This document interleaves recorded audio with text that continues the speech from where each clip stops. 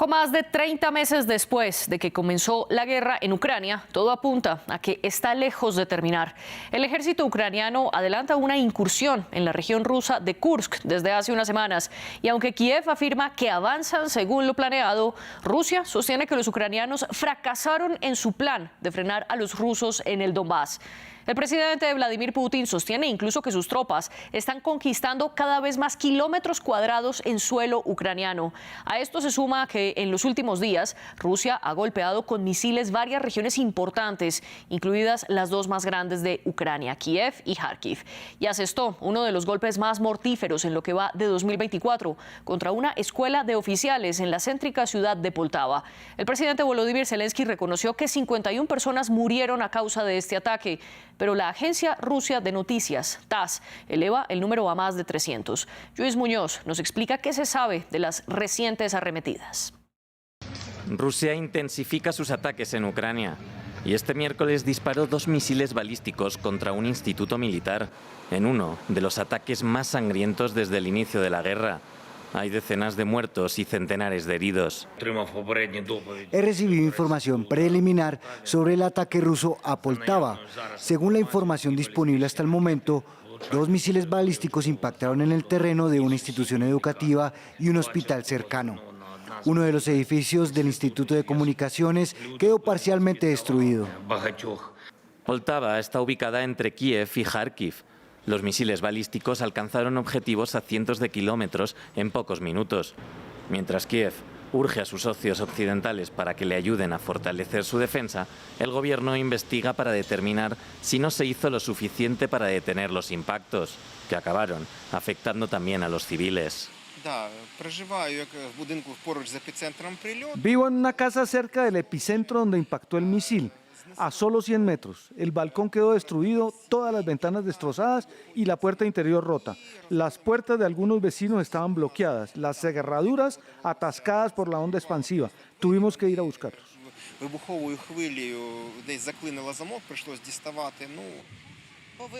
El ruido fue tan fuerte que todavía se me pone la piel de gallina. Las ventanas del balcón y las del vestíbulo se cerraron de golpe. Los marcos se arrancaron junto con la madera. La semana pasada Rusia realizó el bombardeo más duro hasta la fecha. Moscú está logrando avanzar en el este de Ucrania, a pocas semanas de que las tropas de Kiev lanzaran su primer ataque en suelo ruso, contra el que el Kremlin prometió represalias. Y los giros en la guerra ucraniana no han sido únicamente en el aspecto militar. En la esfera política, 7 altos funcionarios, incluyendo 4 ministros ucranianos, renunciaron. El funcionario de más alto cargo en dimitir es el ministro de Asuntos Exteriores, Dmytro Kuleba. Ninguno expuso sus razones, pero Zelensky explica que se viene un cambio de gabinete pensando en la reorganización que necesitan para este otoño. ¿Qué busca Ucrania con estos cambios y qué está pasando en el frente de batalla? Ese es el debate de hoy en France 24. Nuestros 2 invitados del día nos acompañan desde Buenos Aires. Está con nosotros Lila Roldán Vázquez, embajadora, secretaria general y directora de Asuntos Euroasiáticos en el Consejo Argentino para las Relaciones Internacionales. Ella además fue embajadora argentina en Ucrania del 2007 al 2015. Nuestro segundo invitado es Miguel Rudenko, profesor de idioma ruso en cursos oficiales de ruso y analista político internacional. Además, él es graduado de la Universidad de Kiev. Gracias a ustedes dos por acompañarnos a esta hora. Y antes de comenzar nuestra discusión, les recuerdo a ustedes, nuestra audiencia, que estamos en redes sociales como @France24-ES. Y también pueden escuchar el debate a través de Apple Podcast, Spotify, Deezer y TuneIn. Lila Roldán, comienzo con usted. Gracias por acompañarnos. Les propongo a ustedes dos que hablemos primero del campo militar para luego ir hacia lo diplomático. En lo militar, finalmente, ¿qué está pasando? ¿Cuánto está avanzando Rusia en el Donbass y cuánto está avanzando Ucrania en Kursk? Hola, buenas tardes. Gracias por invitarme. La situación militar es muy despareja, como ustedes saben, una cuestión obvia de tamaño de país y de potencial militar y de soldados de Rusia respecto a Ucrania. Sin embargo, este golpe de Kursk del ejército ucraniano desde hace un mes prácticamente, iniciado hace un mes, fue una sorpresa para todos. Es decir, Ucrania, la conducción ucraniana no había advertido aparentemente a sus aliados, a sus socios en el occidente sobre esta iniciativa, sobre esta operación militar, y tomó de sorpresa al mundo entero, inclusive al presidente Putin, quien, como otras veces, cuando es atacado de forma sorpresiva, como pasó, por ejemplo, con el levantamiento de Prigozhin, no reacciona inmediatamente, es como que queda paralizado durante un tiempo.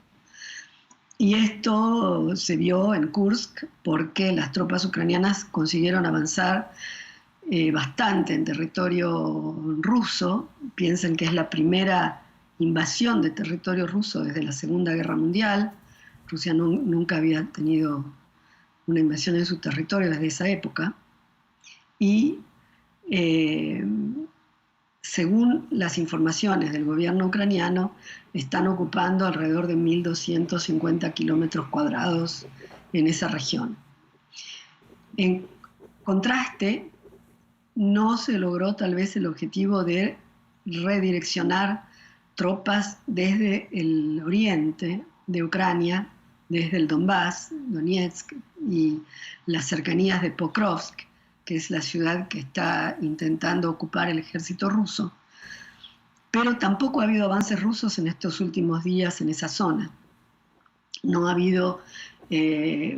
podido tampoco detener el avance ucraniano en el occidente ruso, y no ha habido un avance decisivo. Han tomado algunos pueblos pequeños, poblados, pero no ha habido un avance decisivo, no han conseguido todavía ocupar Pokrovsk, que es un lugar estratégico, sí, en el caso de que lo ocuparan. Y usted estaba explicando... Así que la situación es muy volátil y yo diría que bastante imprevisible en este momento. Y ahora vuelvo con ese punto que usted estaba mencionando, que la invasión en Kursk es la primera incursión de cualquier ejército extranjero en suelo ruso desde la Segunda Guerra Mundial. Miguel Rudenko, bienvenido usted también a El Debate de France 24. Quiero preguntarle sobre este punto, porque Lila bien lo mencionó, que ya ha pasado casi un mes desde que comenzó esa incursión ucraniana y las dos partes no se ponen de acuerdo en qué tanto éxito han logrado los ucranianos allí. ¿Cuál es su perspectiva al respecto? Bueno, yo pienso que fue un fracaso en el aspecto de que, como se ha mencionado, la meta era que parte de las tropas que están en Donetsk con la meta de acercarse a Pokrovsk, que es un punto estratégico, tanto ferroviario como con la extracción de carbón y también en la logística. Y es más, han mandado tropas frescas allá, así que la meta principal no se ha cumplido. También otra meta que tenían al entrar al territorio ruso era causar daños sustanciales, y uno de los cuales era acercarse o dañar la estación atómica, que está más o menos a 60 kilómetros, ¿sí?, de la frontera. Por eso yo pienso que, teniendo en cuenta que están sufriendo graves víctimas, muchas víctimas, destrucciones de sus carruajes blindados, tanques, así que no, por mí que fue un fracaso, y lástima que tuvieron muchas víctimas, gente que no tiene nada que ver con la guerra y la población civil. Ese es mi punto de vista al respecto. Y ustedes en ese sentido, entonces, se distancian un poco sobre qué tan exitosa o no ha sido esa incursión en Kursk. Lila, quiero preguntarle sobre la arremetida rusa, porque justamente cuando el ejército ucraniano está en esa región rusa, los militares enviados por el Kremlin también han atacado recientemente, en los últimos días, regiones como Kiev, Kharkiv, Sumy, Poltava, lo veíamos en el informe, Lviv y Kryvyi Rih. ¿Está tomando un nuevo aire el ejército ruso en esta guerra? Bueno, antes de contestarle eso, que es cierto, esta serie de ataques contra civiles de los últimos días ha sido muy brutal y condenada internacionalmente, Pero antes quiero tal vez hacer una aclaración cuando hablamos de la incursión ucraniana en Kursk. Yo no creo que el único motivo haya sido el motivo militar de desviar fuerzas. Esto lo mencioné como un punto en el panorama militar estrictamente. Pero en mi opinión, los objetivos de Kiev en esa incursión en Kursk no son estrictamente militares, sino que son más bien de tipo político.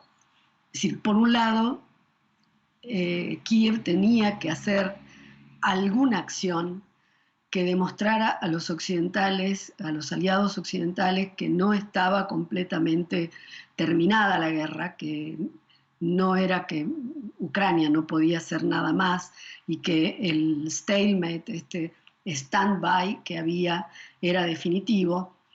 Esta fue una de las causas, me parece, de esta invasión.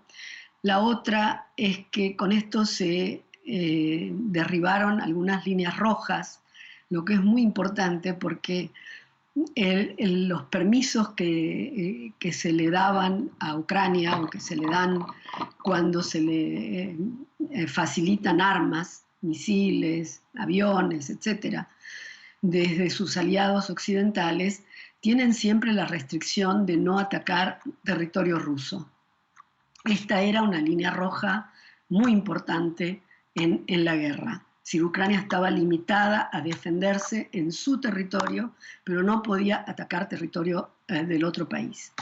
Y esta incursión y estos ataques, porque hubo varios ataques, inclusive hasta un aeropuerto en el Ártico, en Murmansk, de distintas refinerías, estaciones eléctricas, etcétera, en territorio ruso, aparte de esta ocupación territorial, han mostrado que la línea roja esta no era tal, porque no ha habido esa retaliación de parte rusa como se temía.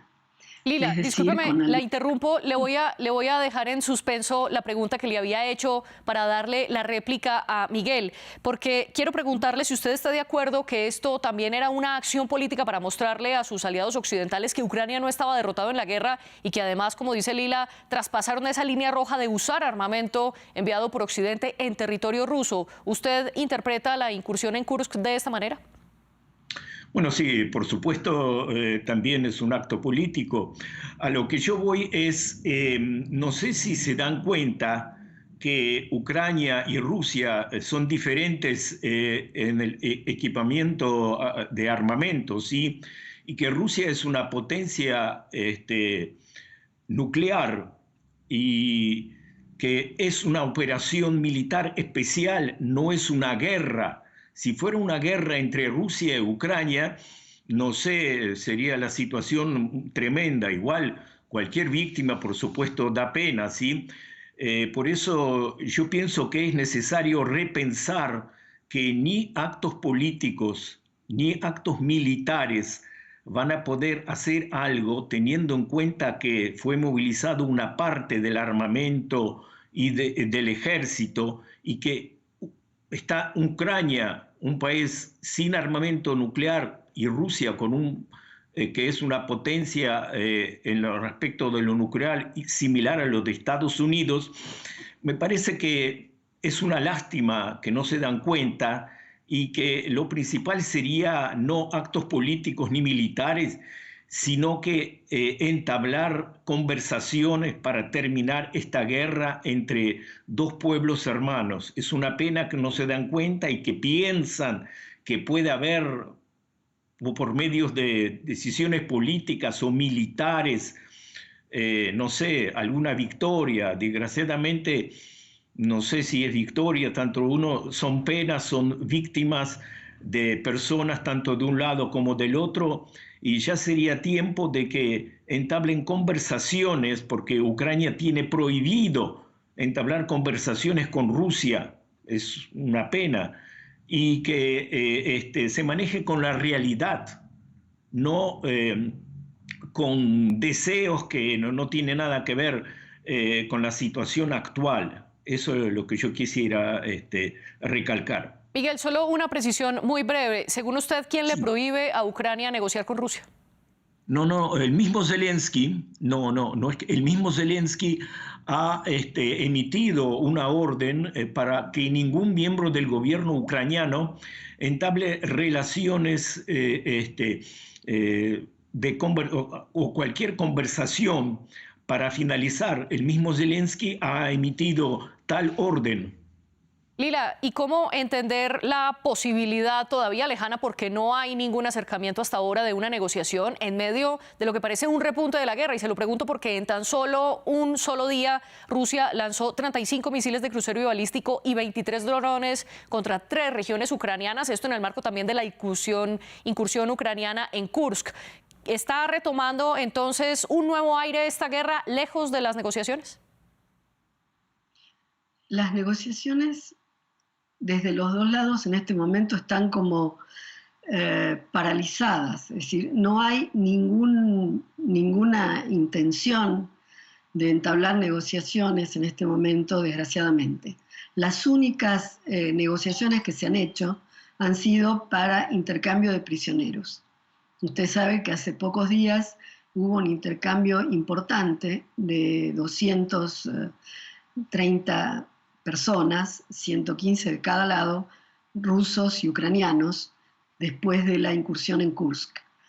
Esta tal vez haya sido un paso positivo porque han conseguido hacer ese intercambio importante de prisioneros. Pero aparte de los intercambios estos, no se han obtenido otros. Ha habido varios intentos de negociación. Saben que en el año 2022 se reunieron en Estambul, en Turquía, hubo contactos, no es que no haya contactos, porque si no los intercambios de prisioneros tampoco existirían. Ha habido conversaciones de distinto tipo con líderes mundiales que han intentado acercar a las partes, pero aquí estamos asistiendo, y esto tal vez para comentar por lo que decía recién el profesor Rudenko, sobre la realidad. Y la realidad es que acá ha habido una violación gravísima de todos los principios de derecho internacional contra la seguridad y la paz internacional por parte de una potencia nuclear, miembro del Comité de Naciones Unidas, del Consejo de Seguridad. De Seguridad, exactamente. Con poder de veto, es decir, lo que hace uno de estos 5 países en el Consejo de Seguridad, en realidad no puede ser interrumpido por nadie porque tienen el poder de veto. En este caso lo acompañó China con la abstención, pero no se ha podido hacer ninguna acción que implique una reducción de los daños de esta guerra, porque no es una operación militar, es especial, es una guerra con todas las letras. Sí. Y aquí usted comenzaba hablando que en lo que usted considera una guerra hay una situación militar dispareja entre el ejército ucraniano y el ejército ruso. Miguel, en ese sentido quiero preguntarle si el ejército ruso está volviendo a mostrar otra vez su fuerza y su capacidad de impactar en suelo ucraniano, sobre todo con el ataque en Poltava que fue dirigido a una escuela militar. ¿Cómo interpretar este ataque de Poltava, que desde hace bastantes meses no veíamos tantos muertos con unos misiles rusos en Ucrania? La verdad, ese fue un ataque a un instituto que preparaba militares para la guerra, y había ahí especialistas de Suecia, ¿sí? Justamente 2 especialistas que preparaban militares en telecomunicaciones, ¿sí? Yo quisiera 2 palabras decir a lo que decía, hablaba ex embajadora, que por ahí se olvidó que en el año 2014 hubo un golpe de Estado, o sea, hubo un golpe sangriento, ¿sí? Que a pesar de que hubo una reunión entre embajadores de Francia, Alemania, Rusia y el presidente de Ucrania, para que durante el golpe en febrero y llegaron a una conclusión de que iba a haber unas elecciones y que las partes se iban a separar tanto como iba a cesar el golpe de Estado. Desde parte ucraniana no se cumplió eso y después de un golpe sangriento, ¿sí? O sea, ya se violó todas las normas internacionales, ¿sí? Eso es por un lado. Después hubo 8 años de conversaciones, ¿sí? 8 años de conversaciones que la meta era que simplemente Ucrania reconozca que los rusoparlantes que en el año 1991, cuando Ucrania se separó, y también hay que tener en cuenta que la Unión Soviética al disolverse le entregó más de 20 ojivas nucleares a Ucrania y dio la libertad a 14 países, ¿sí? O sea, la Rusia dio la libertad a 14 países. Miguel. Sí.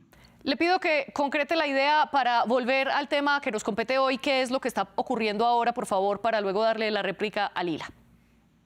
Bueno, lo que está sucediendo es en una guerra, por supuesto, tanto de una parte como de la otra parte hay un ataque. Hay, por ejemplo, ataques constantes a Donetsk, concretamente a edificios donde vive gente, porque en Donetsk no hay casi establecimientos militares. Por eso es una pena, por supuesto, tanto de uno. Lo que pasa que en un conflicto bélico, por supuesto, va a haber víctimas tanto de una parte como de la otra. Por eso sí, es una pena, no sé qué se puede decir. Lo ideal es que Estados Unidos deje de financiar, que entiendan que la meta es lograr la paz. Desgraciadamente, sí. En el año 2022, en abril, cuando ya estaba firmado un cese de fuego, ¿sí? Vino el primer ministro de Inglaterra y ordenó que no se firme. O sea, Ucrania está manejado por países occidentales, que la meta de los cuales, no sé, me parece que es o simplemente desarrollar armamentos bélicos, o sea, el complejo militar de Estados Unidos, sí. Tener ganancias, porque no está claro. Pero, por supuesto, es una lástima que dos pueblos hermanos están en guerra y no están en la mesa de conversaciones. Lila, ¿y cuál es su respuesta al respecto muy brevemente? Bueno, muy brevemente, lo que se considera por el profesor Rudenko un golpe de Estado no fue tal. Yo estaba en Ucrania en ese momento, lo conozco desde adentro perfectamente. Fue por la negativa del presidente Yanukovych, en ese momento apoyado por el Kremlin, de no firmar el acuerdo de asociación con la Unión Europea que debía firmarse en Vilnius el 28 de noviembre del 2013. Y los estudiantes salieron a la calle, protestaron durante 3 días, los atacaron durante la noche, fue un desastre, y todo el pueblo salió a protestar. Ese fue el origen de la revolución de Maidán, o como la llaman los ucranianos, la revolución de la dignidad, a raíz de la cual Yanukovych tuvo que dejar el país. Y después se encausó según la Constitución, y el presidente Poroshenko asumió en mayo, y mientras tanto Putin, con los hombrecitos verdes sin insignias, ocupó Crimea, y la guerra para Ucrania empezó en 2014, no en 2022. Y ese es un problema porque son dos pueblos que no sé si son hermanos, han tenido raíces comunes, pero en el siglo VIII, y han tenido desarrollos diferentes. Y Ucrania es una democracia y Rusia no lo es tanto. Y este es un problema a nivel global, es decir, este avance de las autocracias sobre las democracias. Por eso es que este conflicto de Ucrania, que lamentablemente se desarrolla sobre todo en territorio ucraniano, no es un conflicto puntual, no es solo una guerra que afecte a Ucrania, sino que va a afectar a Rusia, porque está afectando a Rusia en lo social, en lo político, y afecta al mundo entero, porque esto está teniendo consecuencias a nivel global. No es un conflicto restringido a lo que pasa en ese terreno. Y es importante que ustedes nos recuerden qué fue lo que ocurrió hace 10 años, porque precisamente esta es una de las causas de lo que estamos viendo hoy. Pero los invito ahora a que debatamos esos cambios de gabinete que se están viendo en Ucrania en este momento. Ya lo decía antes, 7 altos ministros y 7 altos funcionarios han dimitido de sus funciones, incluyendo el ministro de Relaciones Exteriores, Dmytro Kuleba. Al respecto, el presidente Volodymyr Zelensky solo ha dicho que el otoño será un mes será una temporada muy importante para Ucrania y que las instituciones estatales deben estar organizadas para lograr los resultados que necesitan. Y mencionó 4 puntos específicos en los que quiere, lo que él dijo explícitamente, un énfasis ligeramente distinto. Primero, más interacción entre autoridades centrales y comunidades. Segundo, fortalecer la producción de defensa ucraniana. Tercero, avanzar en un trabajo con la OTAN y también mejorar las negociaciones para entrar en la Unión Europea. Miguel, muy brevemente, ¿cómo interpretar estos cambios de gobierno? ¿Tiene que hacerlos Ucrania, sobre todo pensando en esos 4 grandes objetivos que plantea Zelensky? La verdad, lo que usted dijo no está claro. ¿Cuál es la razón de que 7 personas renuncien? ¿Sí? Inclusive el ministro de Relaciones Exteriores, ¿sí? Y la viceministra de Ucrania no tendrían que haber renunciado. La información que yo tengo es que Ucrania puede ser que en otoño se encamine a conversaciones, ¿sí? Puede ser, y que justamente la viceministra unos días antes había dicho que no, de ninguna manera no quiere ninguna conversaciones y que más está pensando en que Ucrania entre en la OTAN. Así que de lo que usted dice no está claro cuál es la razón, pero yo tengo otra información al respecto de que como que tienen que tener otras personas para entablar conversaciones o tener otra política en relación tanto al conflicto bélico como a Rusia.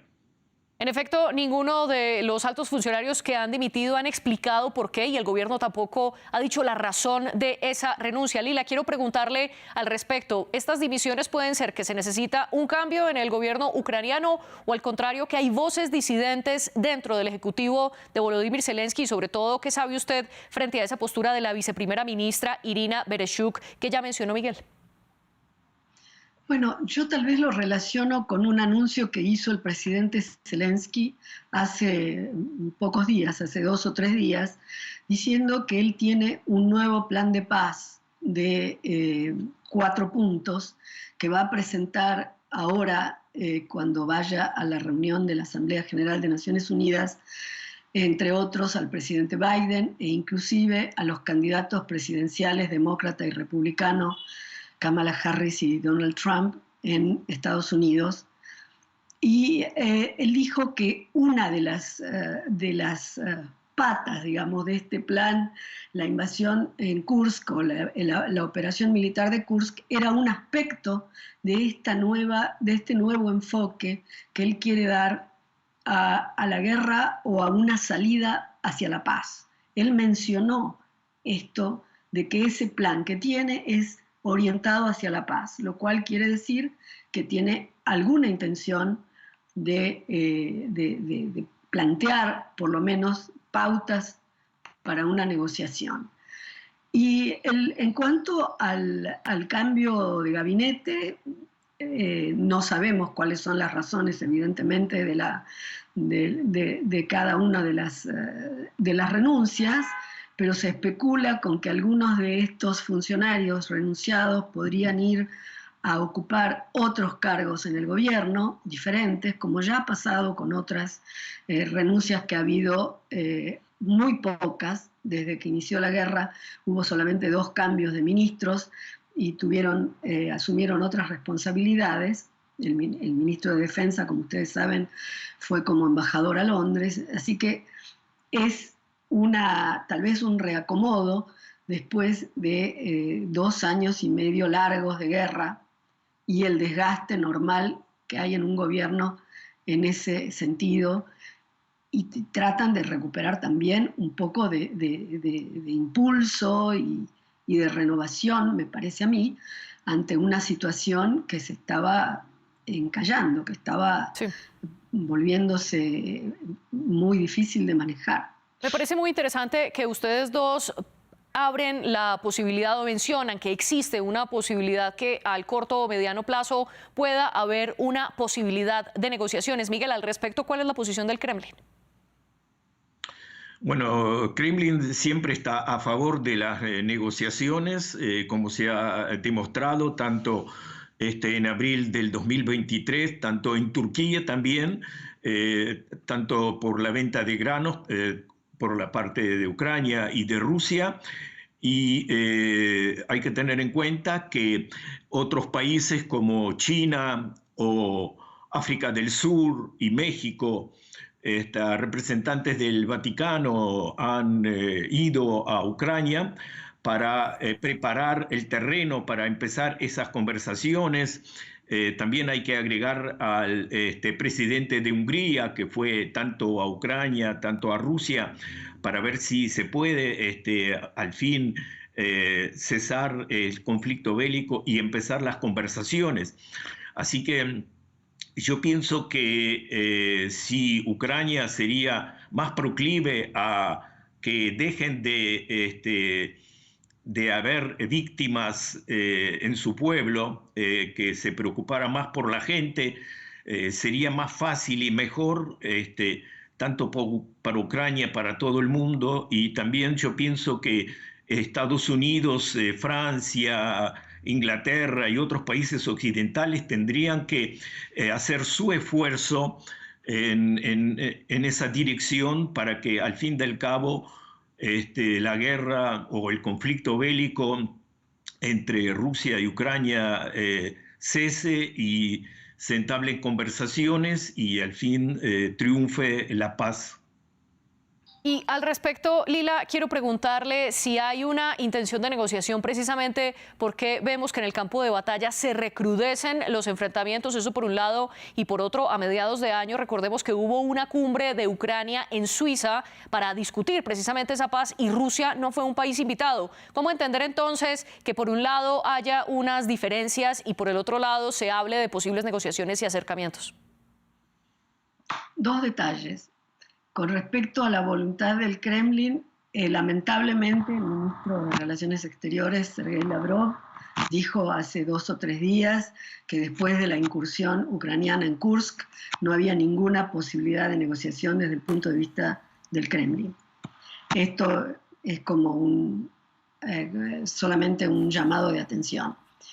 En cuanto a las conversaciones de paz, en la cumbre que se hizo en Suiza, la cual asistió al presidente argentino, lamentablemente no se llegan a acuerdos ahí en ese momento porque hay muchos países, pero no está la otra parte, porque no estaba el presidente Putin, pero sí se logró la firma de casi 100 países respecto a la necesidad de llegar al final de la guerra respetando algunos principios básicos como la soberanía, la independencia y la integridad territorial de Ucrania. Y ahora se está preparando esta segunda cumbre a la cual el presidente Zelensky dijo que va a invitar al presidente ruso y que espera que el presidente Putin pueda participar en la próxima cumbre, cual todavía no tiene sede ni fecha precisa. Y muy brevemente, un comentario muy rápido porque se nos acaba el tiempo, Miguel, sobre la presencia del presidente Putin en Mongolia, un país que ha firmado el Estatuto de Roma y que por ende hace parte de la Corte Penal Internacional, corte que también emitió una orden de arresto desde el año pasado en contra de Putin. Sin embargo, estando en Mongolia, Mongolia decidió no aprenderlo y por el contrario fortaleció sus conexiones energéticas con Rusia. ¿Cómo interpretar esta presencia de Putin en Mongolia? Bueno, el presidente de Mongolia ha declarado la neutralidad en ese aspecto y los lazos amistosos entre ambos países son mundialmente conocidos, así que teniendo en cuenta los lazos de amistad, de cooperación que hay entre los países y la postura del presidente de Mongolia de neutralidad, se explica la razón por la cual fue un cordial encuentro y se firmó muchos acuerdos de cooperación entre ambos países. Sí. Por eso Lila, y en 30 segundos su comentario. Bueno, el comentario es lo que comenta la comunidad internacional, que Mongolia es miembro de la Corte Penal Internacional y tiene la obligación de cumplir con los mandatos de arresto de la Corte. Y quiero simplemente comentar que la razón por la cual el presidente Putin y la comisionada para derechos del niño de Rusia, la señora María Lvova-Belova, han sido implicados en el secuestro, en el robo de muchísimos niños, 16.000 o 19.000 oficialmente enumerados, y muchísimos más. Según la señora Lvova-Belova, la oficina de ella, son alrededor de 700.000 menores ucranianos los que han sido llevados ilegalmente a Rusia. Y esto me parece un crimen de lesa humanidad, una cosa que no se puede perdonar. Es tremendamente trágica la situación de estos niños. Lila Roldán y Miguel Rudenko, les agradezco por hacer parte del debate de France 24 y también un agradecimiento a nuestras productoras Laura Garzón y Tania Herrera. Ustedes sigan con nosotros.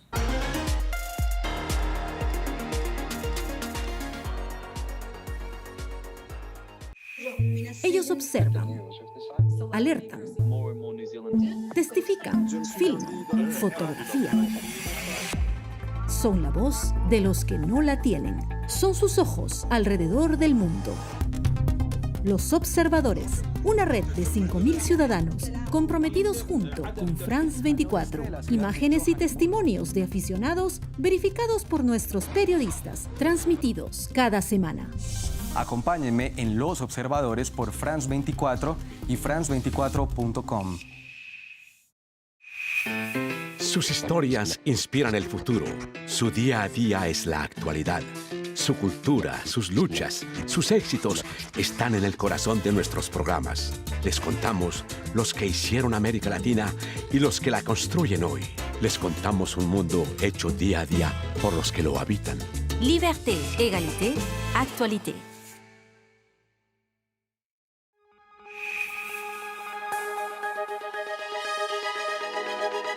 ¿Sabe cómo identificarlas? Acompáñenos. Con France 24 vea cómo distinguir entre información y contenido falso en las redes sociales. Desinformando, una herramienta para verificar y contextualizar información. France 24 es información certificada. Todos los días, en todas nuestras emisiones. Un viaje político, social y cultural por el viejo continente. El panorama de la actualidad y la diversidad de una región decisiva en el mundo. Cada 15 días, asómese con nosotros a Europa. Acompáñenme en Ventana Europa en France 24 y france24.com.